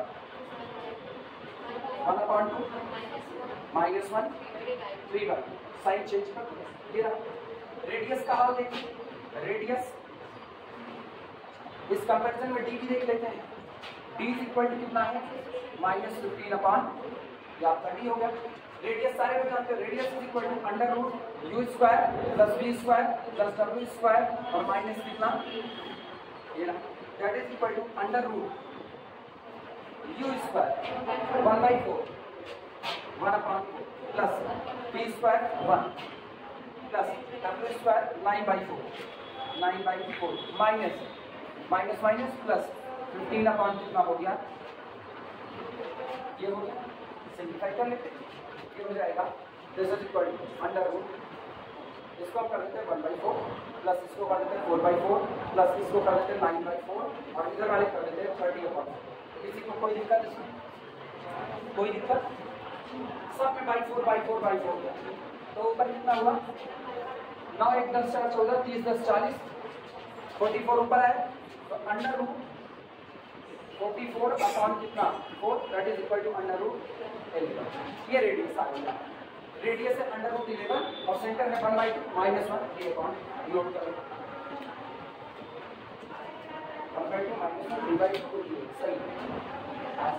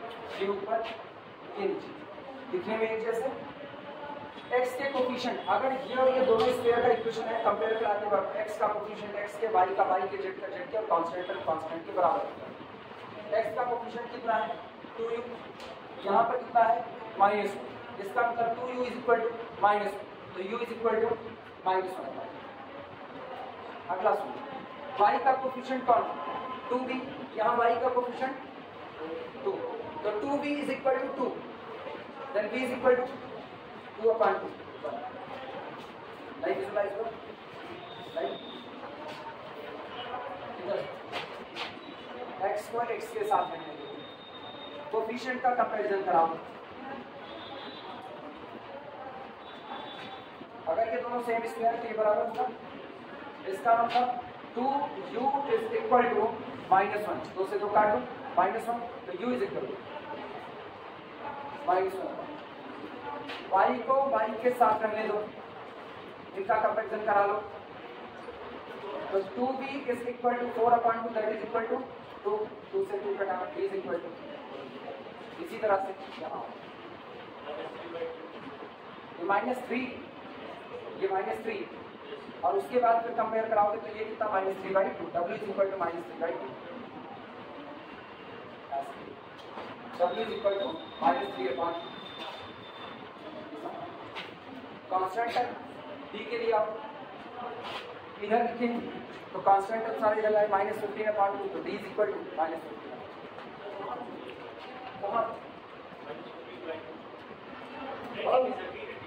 ये आगे था, इससे हम लोगों ने क्या लगाया, डिवाइड, कांस्टेंट का तो डिवाइड होता है।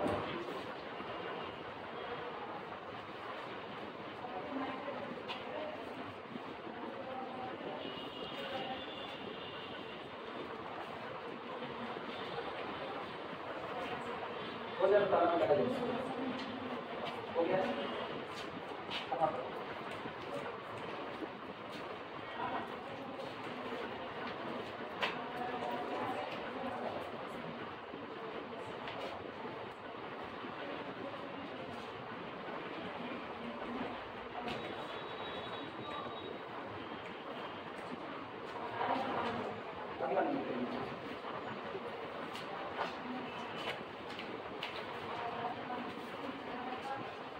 Find the equation of this pair. Find the equation. Find the equation of the sphere.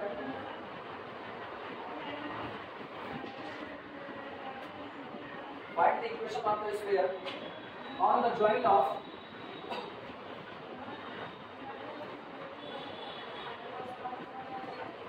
join of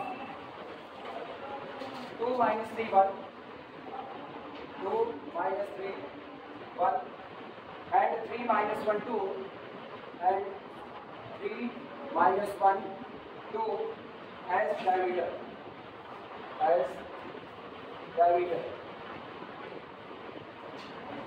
उस स्फीयर का इक्वेशन निकालिए जो स्फीयर इन दोनों पॉइंट को मिलाने वाली लाइन को एज अ डायमीटर कंटेन करता है।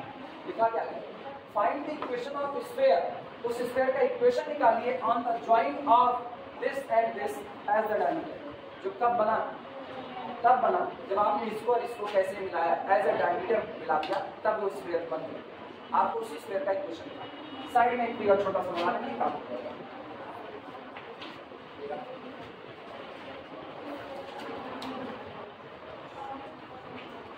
इस पॉइंट को मान लो कुछ, पहला पॉइंट ये कौन सा है,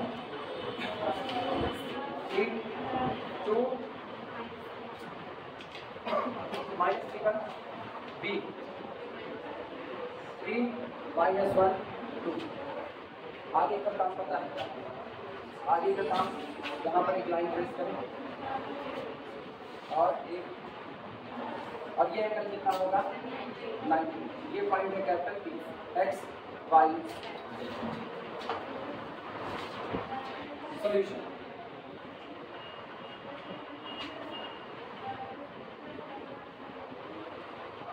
ending point of diameter B, let ending point of diameter B, capital A, 2 -3 1, and capital B 3 -1 2 as given। जैसा कि ये दिया गया, हमें मान लेते हैं कि चूंकि मान इसलिए ना फिगर हम अलग से बना रहे हैं, जहाँ A को पहला पॉइंट मान रहे हैं और B को दूसरा पॉइंट मान रहे हैं, इसलिए यहाँ माना है, लेकिन ये बात आपको दी गई as given. Let ending point of the diameter, माना डायमीटर के जो दोनों किनारे हैं, आखिरी बिंदु है, वो कौन है, कैपिटल A 2 -3 1 है और कैपिटल B 3 -1 2 है एज गिवन। जैसा कि दिया गया है कि ये दोनों पॉइंट मिले हुए हैं, तो क्या बना हुआ है, डायमीटर। क्लियर हुआ फ्रॉम फिगर।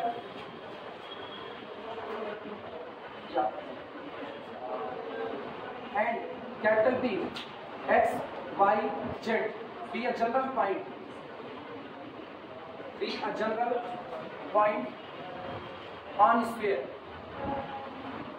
और माना capital B, X, Y, Z एक जनरल पॉइंट है इस दिए गए स्फीयर पर। From figure from figure AP is perpendicular to BP. आया वेयर जहां पर drs of AP कोई बोलेगा drs of AP x minus 2 y plus 3 z minus 1 and drs of BP क्या होगा x minus 3 y plus 1 z minus 2. Therefore condition of perpendicularity apply करो क्या बनेगा x minus 2 into x minus 3 plus y plus 1 into y plus 3 plus z minus 1 into z minus 2 is equal to 6. बस इनको multiply कर लो जो आया वो इसके है इधर से आएगा एक्स स्क्वायर यहाँ से मिलेगा प्लस वाई स्क्वायर इधर से मिलेगा प्लस जेड स्क्वायर यहाँ से माइनस 3x यहाँ से माइनस 2x माइनस यही आ रहा है यहाँ से 3y यहाँ से y 4y minus 2z minus z minus 3z constant 3 दूनी 6 प्लस के साथ 3 1 के 3 6 3 9 और 2 1 के 2 9 तो 11 प्लस ये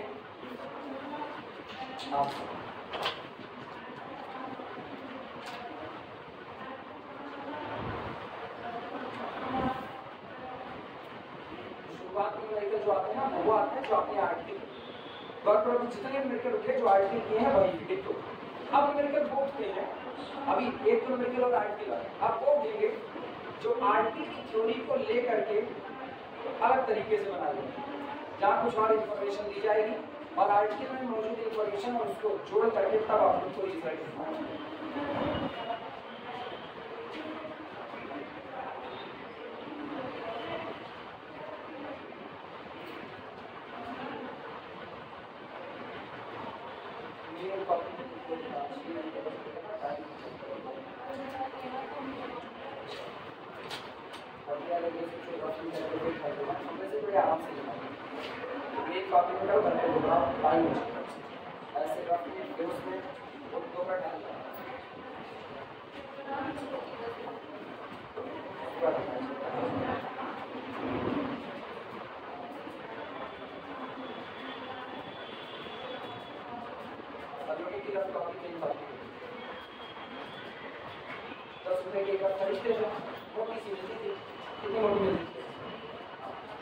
जितना 10 रुपए में मिलती है ना 10 रुपए की 3 टोटल तुम्हारा समय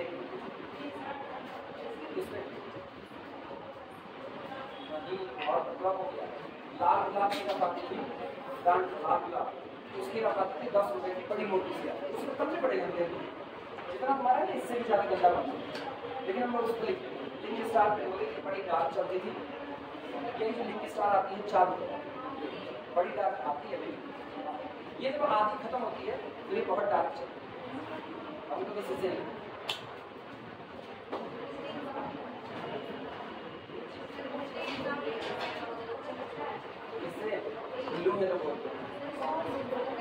ऐसा नहीं बोर्ड के एग्जाम में हम लोगों को सलाह दी जाती है कि आप पूरे साल भर लिंक स्टार की पेन से लिखो लेकिन आप एक काम करो जैसे आधी खत्म हो रख लो आधी खत्म हो रख लो तो तुम्हारे पास आधी करते हुए 2-3 पेन हो जाए 2-3 पेन हो जाएगी तो आपके जितने एग्जाम है उतने में पार जाएंगे बोर्ड के एग्जाम में उसी से दो ही होते थे या तो आप बोर्ड के एग्जाम में निक पेन से लिखो जो इंक आती थी चलपाट उससे लिखा जाता था और या तो फिर लिंक स्टार से लिखो तो लिंक स्टार आधी खत्म करने के बाद वो इतनी डार्क चलती थी कि जिसकी हैंडराइटिंग बड़ी अच्छी होती थी दिखने में बड़ा अच्छा जैसे लगता था एक करीने से चीजें सजाई गई लेकिन उसी में जिसकी हैंडराइटिंग अच्छी जिसकी नहीं अच्छी होती थी ना उस पर ऐसे चिराई टांग गुचे रहते थे इधर उधर एक तो थोड़ा थोड़ा बीच बीच में ना पॉइंट छोड़ती थी इंक थोड़ा ज्यादा छोड़ देती थी तो जिसकी हैंडराइटिंग सही होती है वो क्या करता है वो लिखता रहता है और जब वो पता लगता है कि अब ज्यादा निकल जाए बगल में पेपर रखता है तो उसे निकल आता है तो फिर लिखता है वापस आ और जिसकी नजर होती है वो उसी में आदत पड़ा रहता है पूरे पे किचन किचन नजर आता है बड़ा बेकार ये तो कल से बात है इससे बात नहीं इंक रिफिल नहीं जो इंक वाली पेन आती है उसमें लिंक स्टार में 3 रुपए की सागर सबसे फेमस पेन वाला 3 रुपए में सागर पेन आती थी पूरी क्रिस्टल से बनी होती थी, शीशे की परमेबिलिटी आएगी, आगे टेप लगी होती थी, तो वो दिखता था कि आपकी इंक कितनी खत्म हो रही है।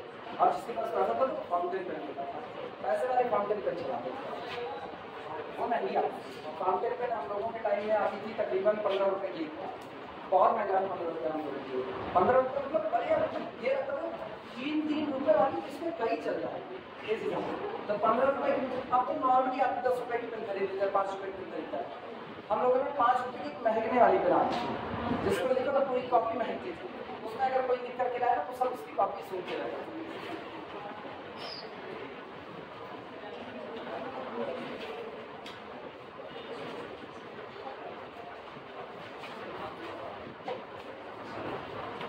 अगला फिर न्यूमेरिकल में find the equation of the plate problem. Find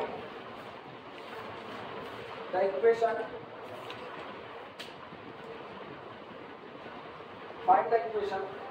to the sphere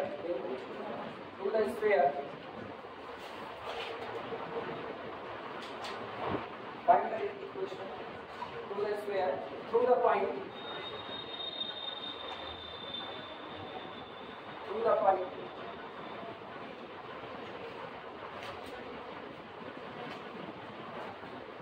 0, 0, 0, 0, 1, -1, -1, 2, 0 and 1, 2, 3। कितने पॉइंट दिए? 4। आरटी है ना, equation of sphere passing through the 4 given point. हम लोग डिटरमिनेंट नहीं बनाएंगे क्योंकि 5 + 5 का डिटरमिनेंट सॉल्व करना हम लोगों के लिए मुश्किल काम है। हम लोग नॉर्मली वैल्यू कैलकुलेट करते हैं। सॉल्यूशन सबसे पहला काम, इक्वेशन ऑफ स्फीयर अपनी मर्जी से, late x² + y² + z² + 2x + 2 dy + 2 wz + d = 0 be required sphere। इन्होंने कहा इस स्फीयर का इक्वेशन निकालिए जो 4 दिए गए पॉइंट से गुजरता है। हम मान लेते हैं, माना ये वो स्फीयर है जो आपके कहे गए 4 पॉइंट से होकर के पास होता है। अगर ये स्फीयर हम 4 पॉइंट से गुजरता है तो 4 पॉइंट इस स्फीयर के इक्वेशन को क्या सेटिस्फाई। सोचो इस स्फीयर के इक्वेशन में अगर मुझको u, v, w और d मिल जाए तो मेरा काम हो जाएगा, स्फीयर का इक्वेशन आ जाएगा। इसे इक्वेशन नंबर 1 मान लो, जगह नहीं चाहिए ऐसे इक्वेशन। बारी बारी इसको 4 पॉइंट से पास करें। सिंस इट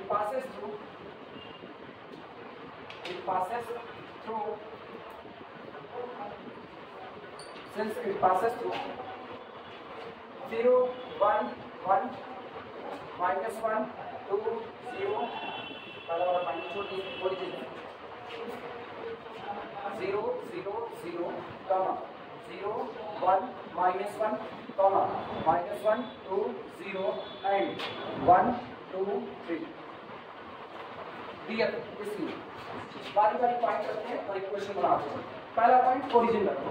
ये बताओ ओरिजिन रखोगे, ध्यान से देखना, x y z r 0 खत्म, ये x y z ये r 0 खत्म, बचा केवल कितना d बराबर 0। और आप ये समझते हैं अगर कोई कर्व ओरिजिन से पास होता है तो उसका कांस्टेंट फैक्टर कितना होता है? पहली बात 0² + 0² + 0² + 2u × 0 + 2v × 0 + 2w × 0 + d = 0 and like that d is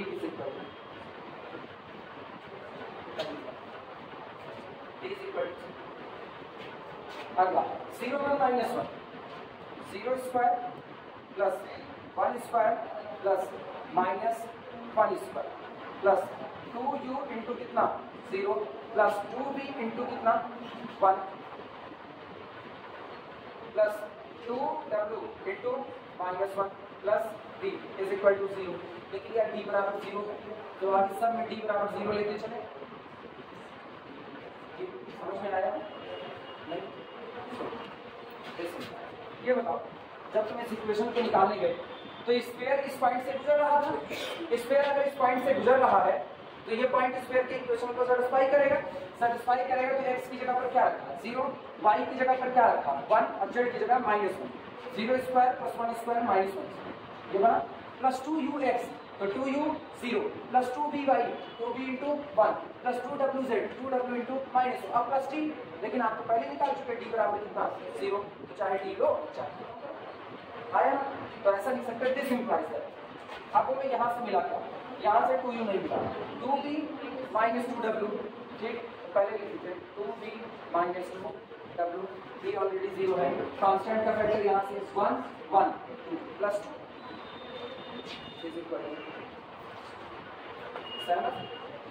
बराबर कितना 0, तो प्लस 2 को उधर कर दिया कितना है माइनस 2। अब एक इक्वेशन बना, ये क्यों बना बल्कि ये बना v minus w is equal to minus, एक इक्वेशन बना इससे नहीं अब टाइम मल्टीप्लाई v बचा है ना, v पॉजिटिव या नेगेटिव,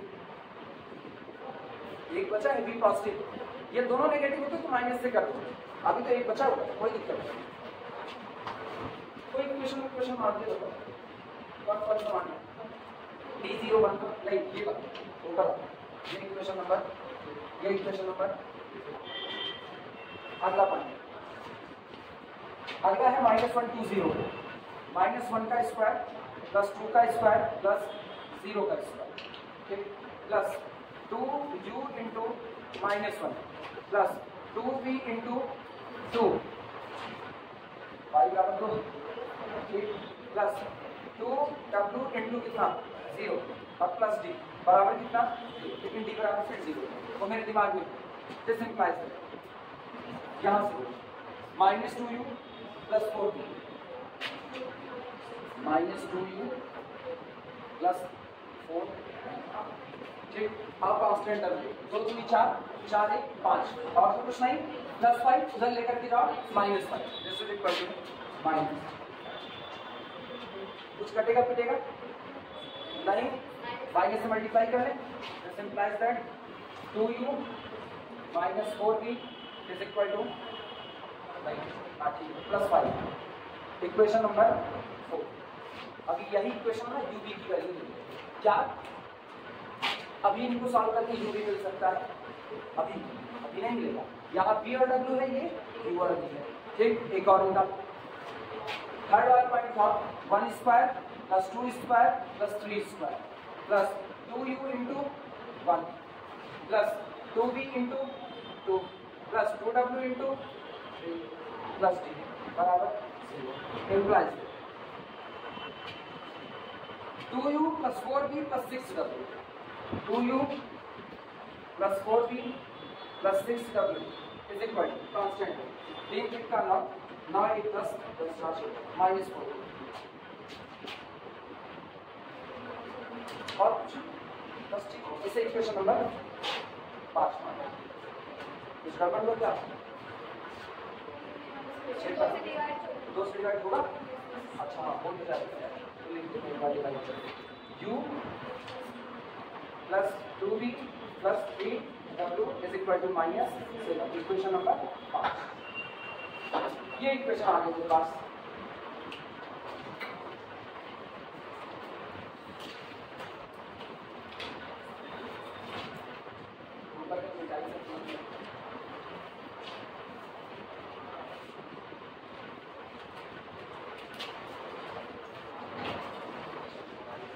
काम करते हैं u और v में इक्वेशन बनाते हैं, u और v में अगर इक्वेशन बन गया दो इक्वेशन तो आप सॉल्व करके u और v की वैल्यू निकाल सकते हैं।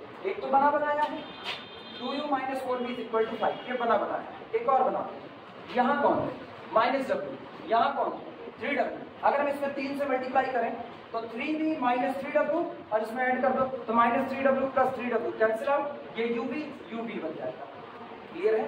तो कैसे लिखेंगे, इसको लिखा जाएगा इक्वेशन नंबर 5 ऐसे, इक्वेशन 5 प्लस 3 इंटू इक्वेशन कौन सा है 3, ये इक्वेशन नंबर 5 में आप ऐड करो कितना, इस इक्वेशन का 3 टाइम्स, बोलो कितना आएगा, ये है u प्लस 2v प्लस कितना 3w इज इक्वल टू -7 इसमें ऐड कर रहे हो, इसका 3 गुना 3v minus 3w is equal to minus, ये कैंसिल आउट हुआ, कितना आया u plus 5v is equal to minus u plus 5v is equal to minus, ये आपका हो गया इक्वेशन 6। अब 6 और 4 को एक साथ लेकर के सॉल्व करो, solving 6 and 4 together, solving 6 and 4 together, 6 और 5 को नहीं 6 और 4 को एक साथ लेकर के सॉल्व करो, ये है 2u minus 4v is equal to 5, ये रहा, और ये है u plus 5v is equal to minus 10। एक काम करो, यहाँ 2 से मल्टीप्लाई करो, 2u 10v 20, ठीक, घटाओ, माइनस माइनस प्लस, ये कैंसिल आउट हुआ, minus 10 minus 4 minus 14v is equal to 20 5 25 25, तो v is equal to 25/14। Check करो, यही आ रहा है,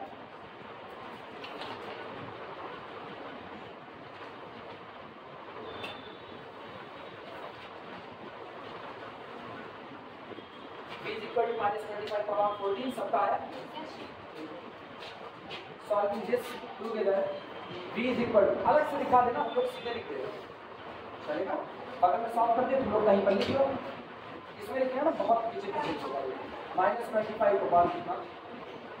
अब किसी एक में -25/14 लगा, तुमको u की वैल्यू मिल जाएगी यहाँ से,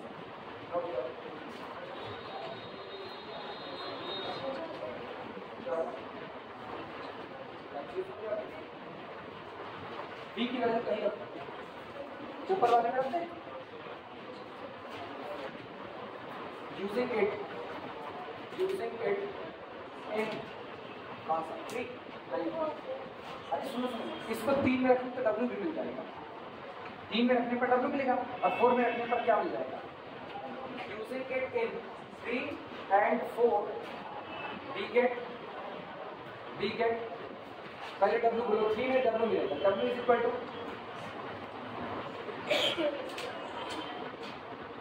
इधर तो b plus 1, w is equal to b plus 1, तो -25/14 plus 1 that is equal to -25 plus 14, सही हुआ, 6 5 11 -11/14 -11/14, एंड देखो u क्या आया था -50/14, u मिल गया, v मिल गया, w मिल गया, और d कितना है 0।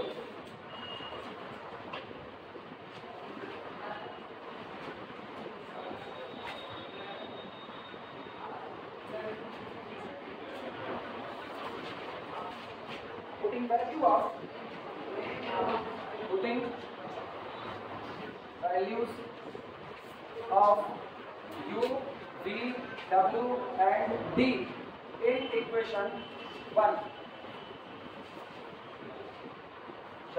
x square plus y square plus z square plus 2ux होता है, याद है 2ux, तो u कितना है, ये रहा, तो 2 into u, तो प्लस 2u -15/14 x, सैंपल से प्लस 2vy, v कितना है मेरे पास -25 अपॉन कितना 14, और साथ में कितना y प्लस 2wz, w कितना 2 into -11/14 z, अब d कितना 0 इज इक्वल टू, एक बार दिखा दिया d 0, आंसर आया x square plus y square plus कितना z square -15/7,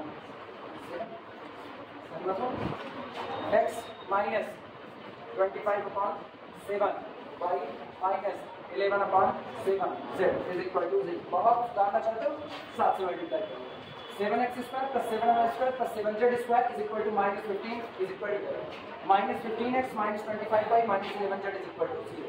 this is equation of space, इसी पर छोड़ देना। which is required sphere, which is required sphere, which is required sphere, जो वो sphere है जो हमें चाहिए।